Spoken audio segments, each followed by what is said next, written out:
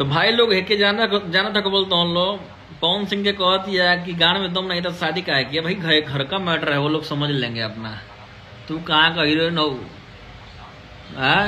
झाट तो के एक्टिंग आवेला। मालती चौहान का कॉपी तो करे लू। जौन मालती चौहान मर गईल, जौन वीडियो बनावत रहे झगड़ा झुंटा वाला, वही का तू डिट्टो कॉपी करे ली। आ मालती चौहान जो जिंदा रह तो आज तू कुछ ना रहती, समझ ली।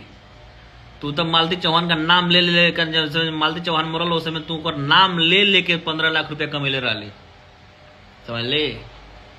आज बड़का हीरोइन बलू जौन तो लगे जाता ली से मेहरा रुकाना अपन चलन सही करवा तू उनका आईडी पासपोर्ट लेके उन्होंने के स्ट्राइक मरवा के उन्होंने से 5,000 10,000 वसूलो तड़ू। हमन के नहीं जानत जब लगब धांसे तोरी पर वीडियो न तो तार बुखार सब ढील हो जाए, जान लो कि ना। बड़का आयल बलू पवन सिंह के का ना गान में तुम देखे आई देखे वाली भइल बाड़ू तू। चालू करी तोरी पर हम रोस्टिंग।